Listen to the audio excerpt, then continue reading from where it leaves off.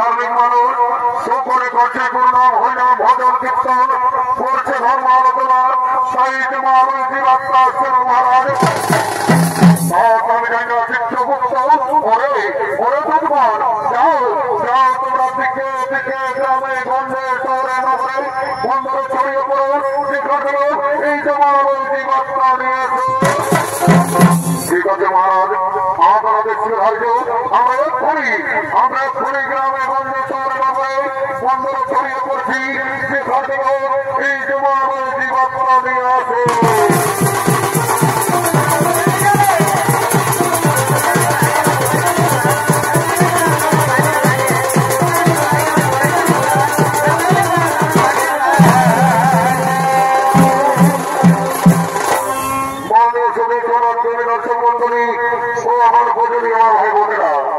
আমরা পৃথিবীতে মানব রূপে জন্ম নেবার পর এই পৃথিবীর মোহময়ে করে আমরা কি কর্ম করতে চলেছি তাও থেকে তো আমাদের আদেশ মতো সমস্ত জনগণ গ্রামে গঞ্জে শহরে নগরে বন্দরে ছড়িয়ে পড়বে। আর এদিকে ভাবেন কিছু মানব ভবলীলা করার জন্য আগমন করছে।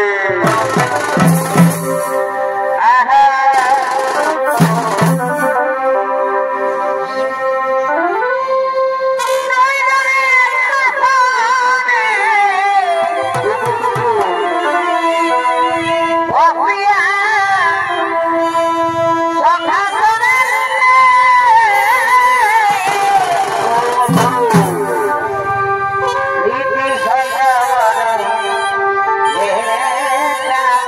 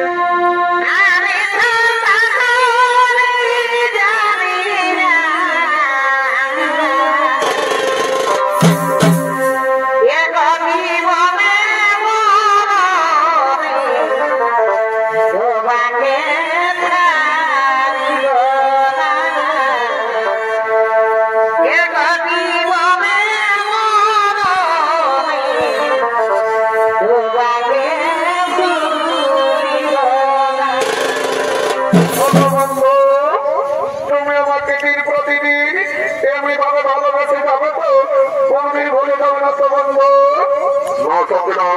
তোমাকে তো আমি আগেই বলেছি আমার দেহ যতদিন প্রাণ থাকবে আমি তোমাকে এমনি ভাবে ভালোবেসে যাবো সাথী, আমি তোমাকে এমনি ভাবে ভালোবেসে যাবো।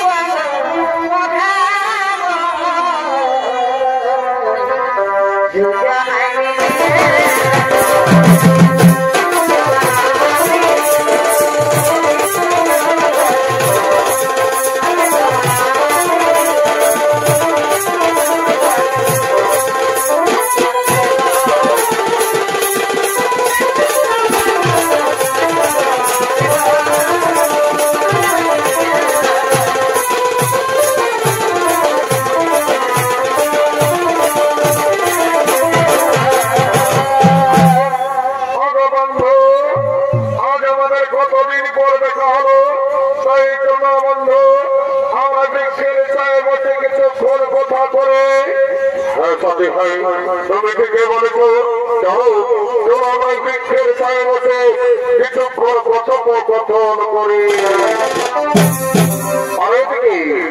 এই যুবকের প্রেমিকার জন্য নিজের মা বাবাকে ঘর থেকে তাড়িয়ে দিয়েছে, তারা দুজন কাঁদতে কাঁদতে এই পথে পথে আগমন করছে।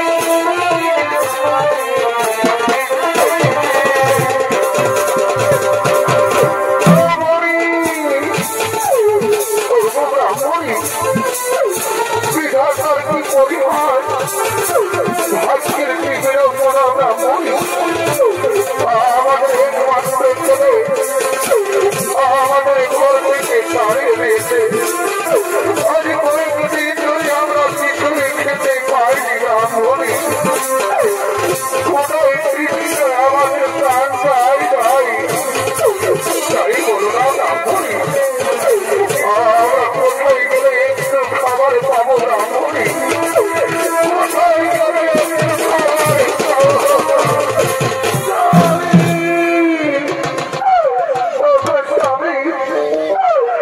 আমি যে আর কিনের জ্বালা সহ্য করতে পারছি না স্বামী কোথায় কৃষ্ণ আমার বস্ত্র পেটে যাচ্ছে তাই বলো না স্বামী কোথায় গেলে আমরা একটু খাবার পাবো স্বামী কোথায় গেলে আমরা একটু খাবার পাবো ব্রাহ্মণী তুমি কেন না ব্রাহ্মণী ওই দূরে চেয়ে দেখো ওই বৃক্ষের ছায় কে দুজন বসে আছে চলো না ব্রাহ্মণী আমরা তারাকে গিয়ে জিজ্ঞেস করবো আমরা ওই দূরে কোনো দাম পাই কিনা তাই চলো স্বামী আমরা তারাকে গিয়ে জিজ্ঞেস করবো চলো বলছি গো তোমরা ওই বৃক্ষের ছায় দুজন বসে আছো আমরা কি পথ বলি দাও না গো আমাদের একমাত্র ছেলে আমাদের ঘর থেকে তাড়িয়ে দিয়েছে আজ কয়েকদিন ধরে আমরা কিছুই খেতে পাইনি গো কোথায় কৃষ্ণ আমাদের প্রাণ যাই যাই তাই আমরা কি বলি দাও না গো আমরা ওই দূরে কোনো গ্রাম পাই কিনা পুত্র তুই বৃক্ষের ছায় তার সাথে বসে আছিস বাবা তোমরা কে তো আমি চিনতে পারছি না কথা বলছি বাবা তুই নিজের মা বাবাকে চিনতে পারছি না কথা তুই নিজের মা বাবাকে চিনতে পারছি না রে না তোমরা ঘর চিনতে পারছি না তোমরা আমাদের কাছে কথা দেবো না তোমরা ঘর থেকে চলে যাও ওরে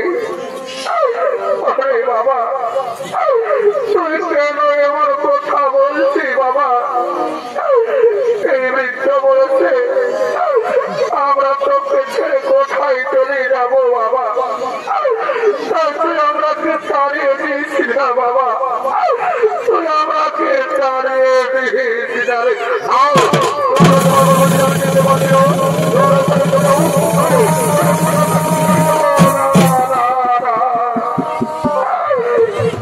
বাবা তুই কেন আমরাতে মারছি বাবা আমরা যে তোর কাছে কিছু চাই না বাবা চন্দ্রে খোকা আমরাকে ঘরে নিয়ে গিয়ে দুবেলা দুমুঠো খেতে দিবি চল আজ আমরা 7 দিন ধরে কিছুই খাইনি বাবা কোথায় কৃষ্ণ আমাদের বস্ত্র বেঁচে যাচ্ছে বাবা আমরাকে কিছু খেতে দিবি চল হ্যাঁ বাবা তুই কেন কথা বলছি না রে একবার মামুনি ডাক না খোকা আমি যে তোর মুখে মানা শুনতে চাইছি বাবা একবার মামুনি ডাক খোকা মামুনি ডাক ও বুঝেছি তুই আমার উপর রাগ করেছি বাবা তোকে যে আমি কিছুই বলি খোকা না বাবা আমরা তো কিছু খেতে দিবি চল এই নিশ্চয়ই বিধাতা আমি কি দোষ করেছিলাম তোমার চরণে ঠাকুর আজ নিজের বেকার ছেলে নিজের গর্ভধারিণী মাকে চিনতে পারছে না দয়াময়ী তুমি কেন আমাকে মানব জন্ম দিলে ঠাকুর কেন কেন কেন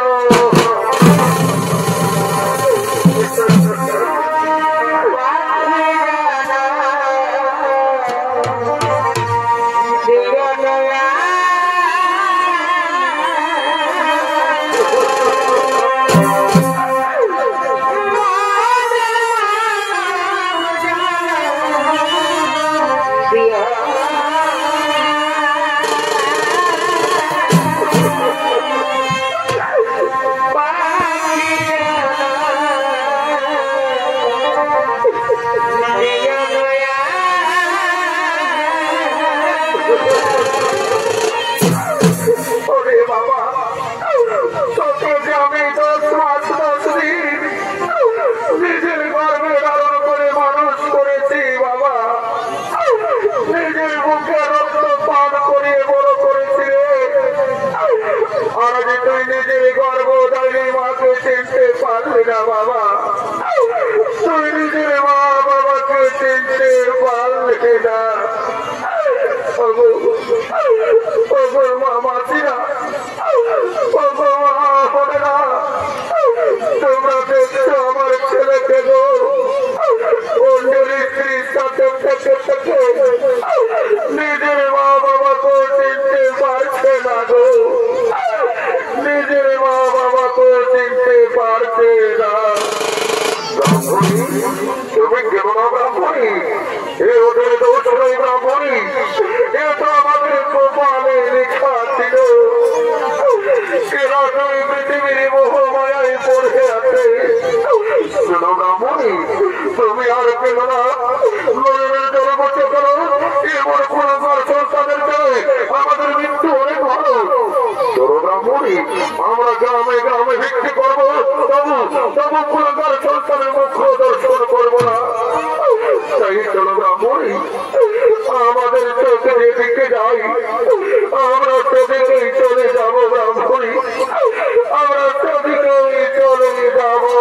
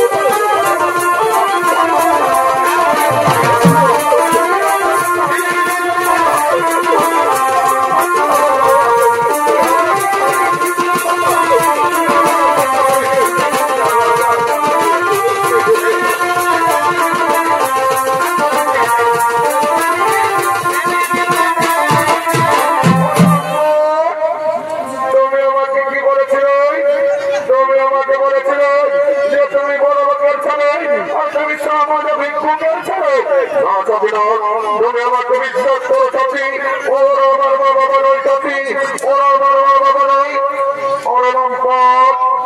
তোর জন্য আমি নিজের স্বামী সন্তানকে ছেড়ে তোর সাথে পালিয়ে এসে বিয়ে করেছি, আর তুই আমার কাছে ধোকা দিলি, আমি তোমাকে ছেড়ে চলে যাচ্ছি।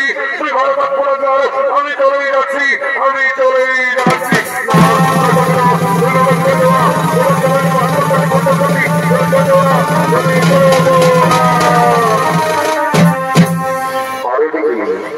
এদিকে ব্রাহ্মণ ব্রাহ্মণী আজ কয়েকদিন ধরে কিছুই খেতে না পেয়ে সারা পেটের জ্বালাই গ্রামে গ্রামে তারে তারে ভিক্ষা করতে করতে আগমন করছে।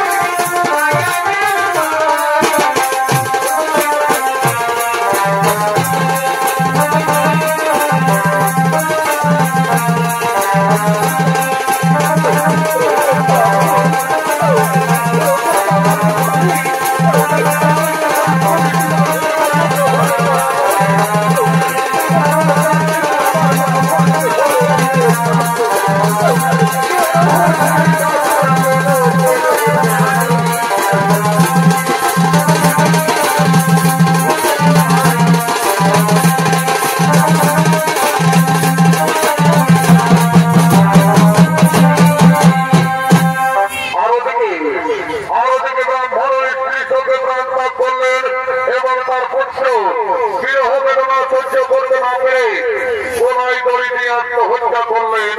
আর এইদিকে ভবের হাত লেগেছে, তাই ভবের হাতে সমস্ত বারগা হাতের দিকে আগমন করছে।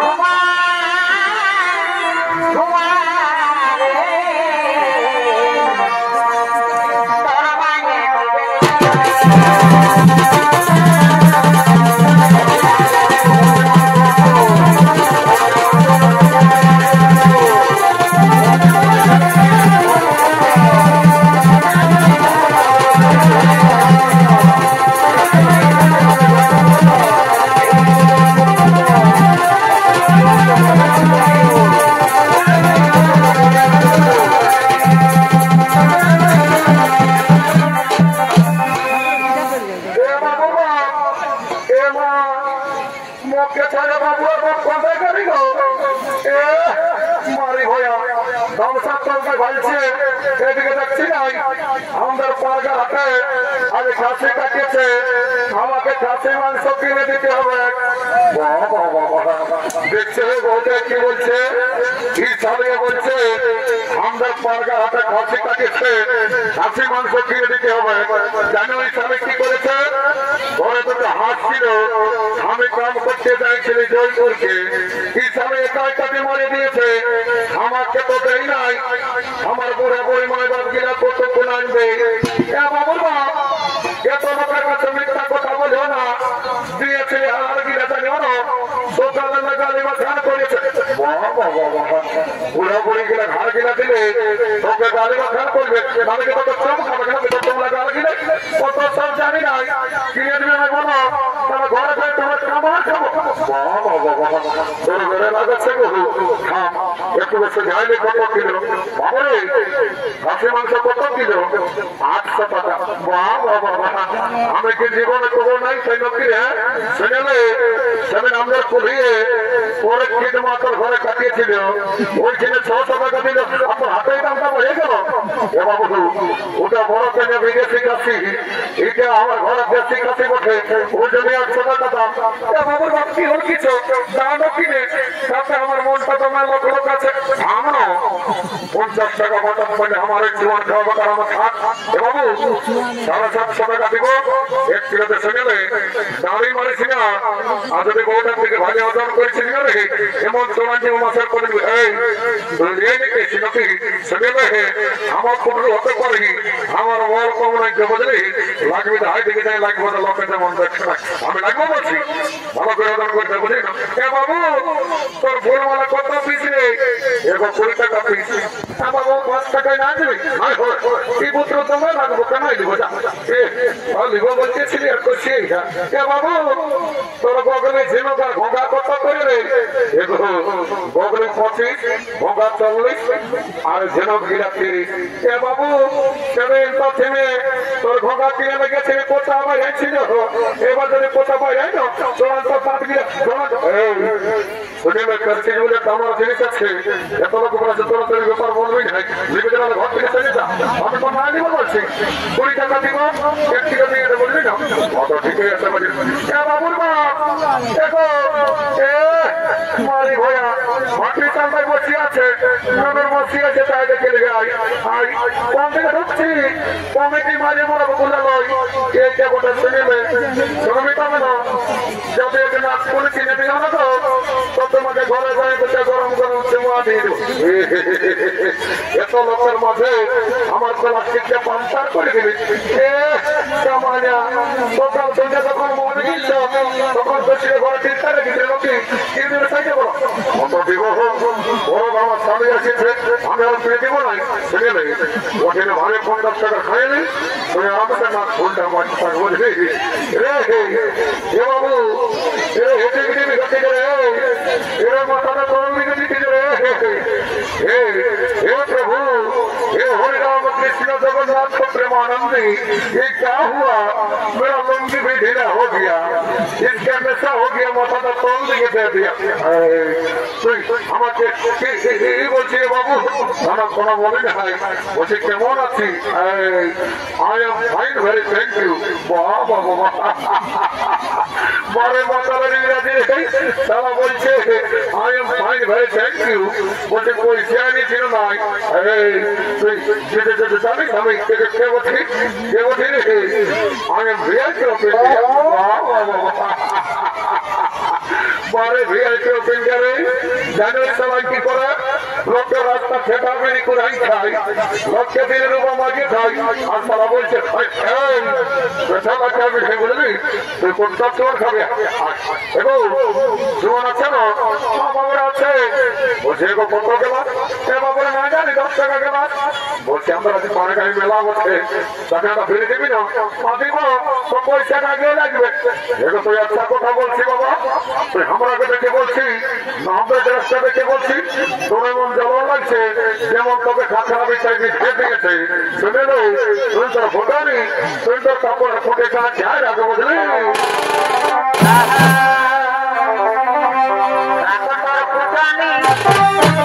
খাওয়া গোটানি খাওয়া গোটানি যেমন খাখা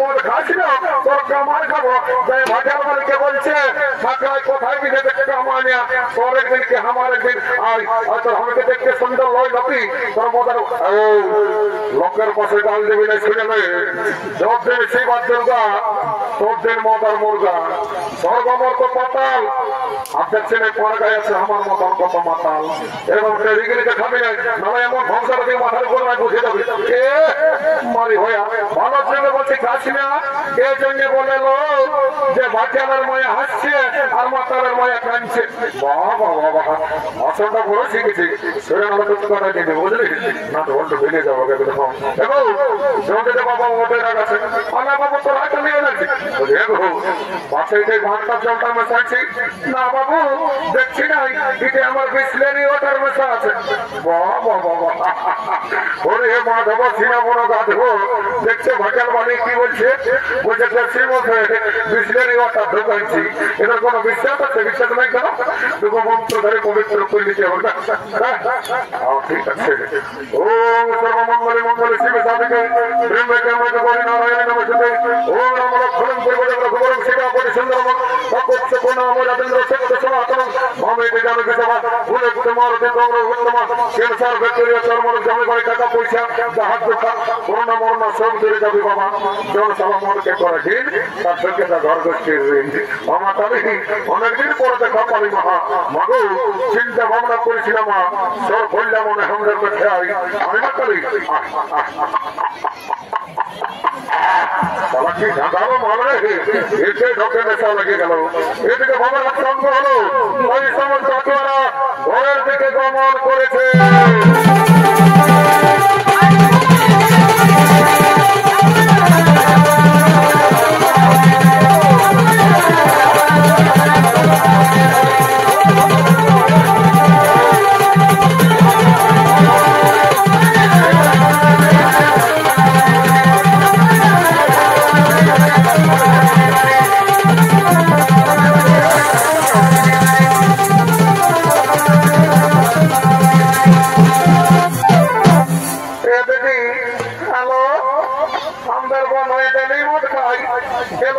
চাকরি করে না দিদি আমাদের মনে হয় কি চাকরি করে এবার শুনিলে আমাদের মনে হয় না ল্যাট্রিন সাথে চাকরি করে না মায়া এত বড় চাকরি করে দিদি খাসি মাংস কিনে দিল আমাকে না ছুর কিনে দিল একটা গান বর্ণনা চেনা চাটের ঘর থেকে যাবো ভালো ঠিকই বলেছিস শুন তবে বলছিস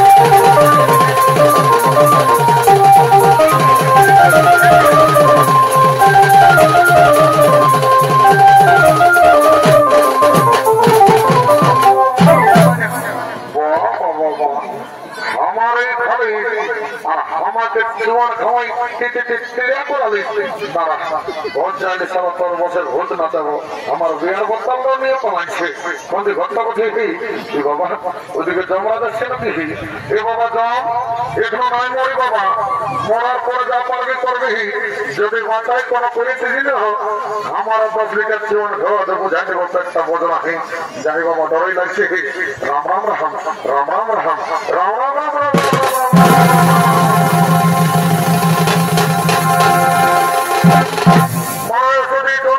দর্শক মন্ডলী ও আমার পূজনীয় মা ভাই বোনেরা একদিন না একদিন এই পৃথিবীর সকল জীবের মৃত্যু হয় আর মৃত্যুর পর জীবের জীবাত্মার অধিকার হয় একমাত্র যমরাজের তাই যমরাজ ও চিত্রগুপ্ত জীবের মৃত্যুর পর পাপ পুণ্যের বিচার করে শাস্তি দেওয়ার জন্য যমালয়ের দিকে আগমন করতে চলেছে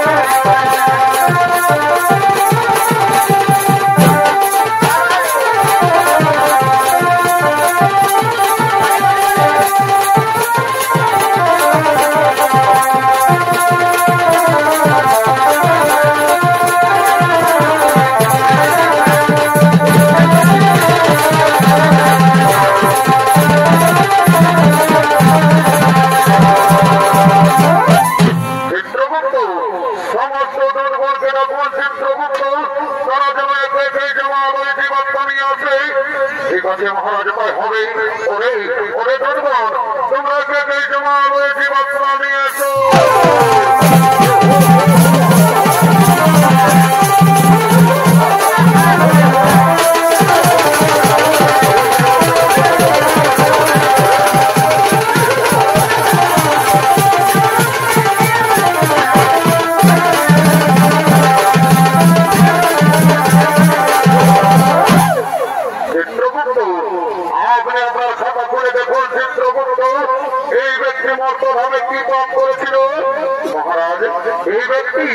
এই ব্যক্তি দিন প্রতিদিন নিরহ পশু পাখিদের হত্যা করে বাজারে বিক্রি করে দাঁড়ি মারে আর নিজেদের জীবিকা নির্বাহ করে মহারাজ। তাই বলুন মহারাজ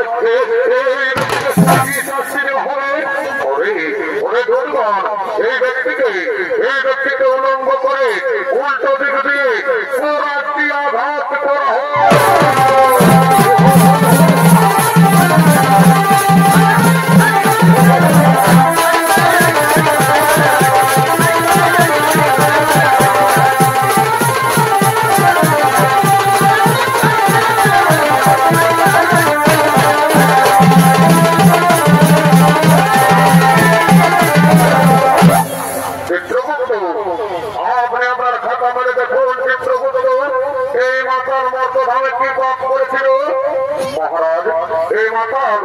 এই মাতাল প্রতিদিন মদ্যপান করে বাড়িতে যেত মহারাজ। নিজের মা বাবা, নিজের স্ত্রী সন্তান, নিজের পরিবারের কাউকে দেখত না। তাই বলুন মহারাজ এই শাস্তি হবে। এই মাতালকে 70 জনম ধরে বেত্রাঘাত করা হয়।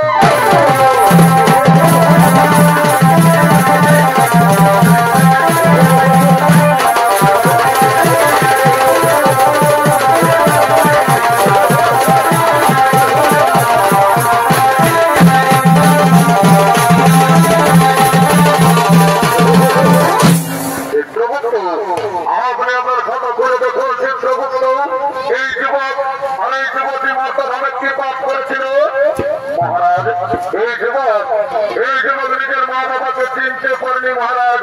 নিজের মা বাবাকে থাকতে দেয়নি, নিজের মা বাবাকে ঘর থেকে তাড়িয়ে দিয়েছিল আর নিজে গলায় দড়ি দিয়ে আত্মহত্যা করে মহাপাপ করেছিল। আর এই যুবতী কি পাপ করেছিল চিত্রগুপ্ত মহারাজ? এই যুবতী নিজের স্বামী সন্তানকে ছেড়ে পরপুরুষের সঙ্গে করেছিল প্রেম আলিঙ্গন মহারাজ। আর মহারাজ নিজের শ্বশুর শাশুড়ি তা খুব থাকতে দেয়নি। তাই বলেন মহারাজ এরা দুজনকে কি শাস্তি দেওয়া হলো? ওরে দুর্গণ, এই যুবককে জ্বলন্ত আগুনে আর এই যুবতীকে গরম তেলে নিক্ষেপ করা হোক।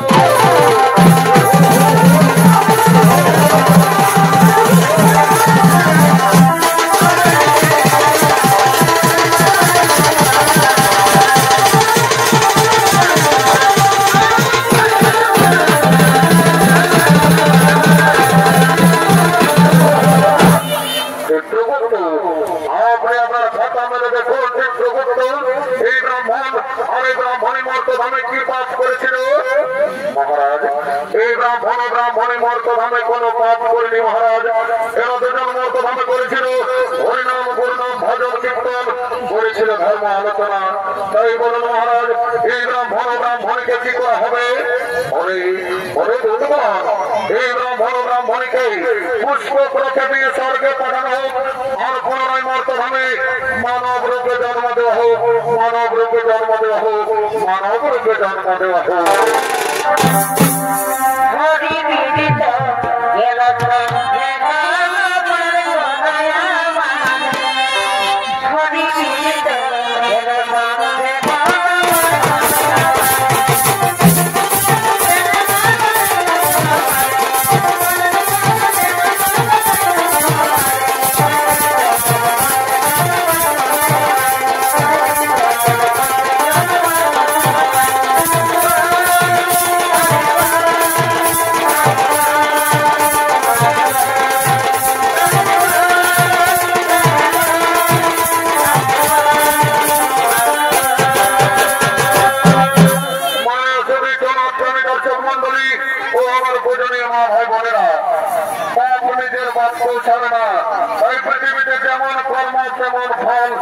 সমাপ্ত হল উত্তর সঞ্জয়ের 2য় নম্বর পাড়া যেমন একটি বাচ্চার বিচার।